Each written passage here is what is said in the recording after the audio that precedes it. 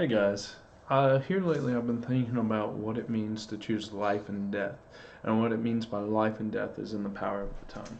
Recently, Carrie Joe released a song titled The Blessing, which is based on the 19th verse of what I'm going to read here. But, yeah. And so, what it is in Deuteronomy 30:15 through 20. It says, "See, I set before you today life and prosperity, death and destruction." Verse 16, "For I command you today to love the Lord your God, to walk in obedience to him, and to keep his commands, decrees, and laws. Then you will live and increase, and the Lord your God will bless you in the land you are entering to possess." 17 goes on to say, "But if your heart turns away, and you are not obedient, and if you are drawn away to bow down to other gods and to worship them," then in verse 18 it says, "I declare to you this day that you will certainly be destroyed. You will not live long in the land you are crossing the Jordan to enter and to possess." Verse 19 goes on to say, "This day I call the heavens and the earth as witness against you, that I have set before you life and death, blessings and curses."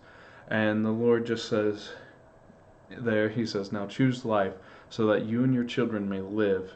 And in verse 20 it says, "And that you may love the Lord your God, listen to his voice, and hold fast to him. For the Lord is your life, and he will give you many years in the land he swore to give to your fathers, Abraham, Isaac, and Jacob." So there's that verse. And then also in Proverbs 18:21 it says, "Death and life are in the power of the tongue. Those who love it will eat its fruits." And so we can see from those verses that the Lord has given us free will and the ability of free will to choose our actions. And each of those actions and our choices carry a weight, either positively or negatively, towards our life and the lives of those around us. This entails our mindsets, our lifestyle choices, our time management practices, our rule following or lack thereof, and our spiritual walks.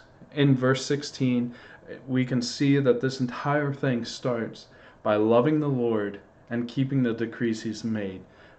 He put those in place so that we may increase and have the favor of the Lord in what we are going to do.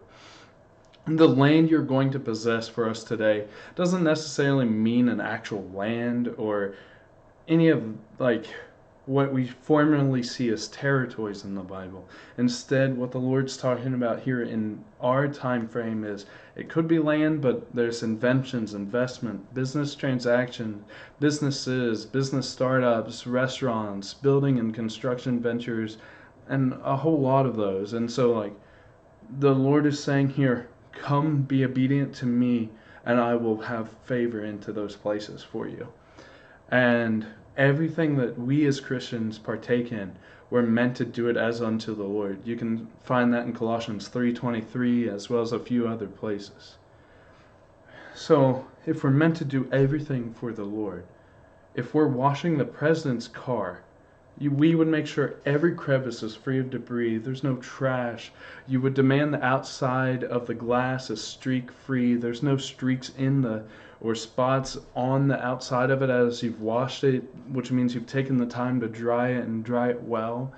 You would make sure that all the windows on it are clear as air and you can see straight through them. There's no streaks, there's no dirt or anything left on them.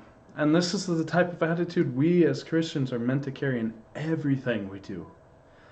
So just take a moment here and pause and ask the Holy Spirit where you've not been stepping into that and let him work in you. Because then this carries on into verse 17 where it's speaking of worshiping gods and worshiping where our focus goes. I heard somewhere recently where it says your focus goes where your energy flows. So does your life scream that you are worshiping the Lord or in what he's doing? Or does it scream you're distracted and isolated and not worshiping the Lord that you claim to adore and love? Remember, we worship what we love. We'll devote time to that. We'll spend time with it, and we'll spend money on what we adore. Do you adore the Lord? Only you can answer that question honestly in this moment. I can't give you any kind of answer on it. In verse 18, the Lord's is just speaking about having things before you have the character to deal with them. A friend of mine recently said this challenging question of, do you possess the things that you confess to have? What did he mean by that? Well, if you confess to be an honest person, do you actually possess honesty as a trait of your character and your dealings? Do your actions reflect that you are an honest person? Whatever you confess to possess but do not actually have, you will have no traction in that area. You'll have no ability to speak into anyone's life in that area. And so, with that, it's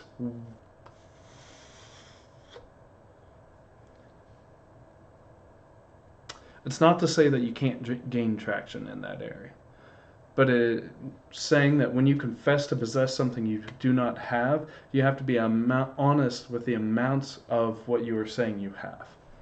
I can't just say, I have $1,000, even though there's only $10 in my hand. I have no traction to be able to even use the money in the way of if I had $1,000. But what I can say is, I have this goal to have $1,000, and here's where I'm currently at, and I want people to just come with me and walk with me and partner in that. And so that gives me a moment where I get to choose. Do I want to choose the life that the Lord will bring and be like, I'm honest with where I'm at, I'm saying where I want to go, and I'm letting my voice speak truth into that distance there. And sorry. When we choose life, we can begin to choose more and more of the Lord's heart for the people around us. Your words have the power to build up or to tear down the people around you. We have been given life and death in the power of our words and thoughts. And again, in Proverbs 18:21, it says, whatever you choose to harvest from, that's life or death, you will reap its fruits. We've been united together as a country over this virus going around, and it's time we unite as human beings and build each other up in love and stir one another to good works. Speak life and life-bringing words to your family, friends, neighbors, and co-workers. You never know their situation or what they are going through, and it's time for the church to step up and be the place of life for those who are in our circles of influence. Choose love and life, my friends. Until I see you again. This is me signing off. Cha-cha-cha!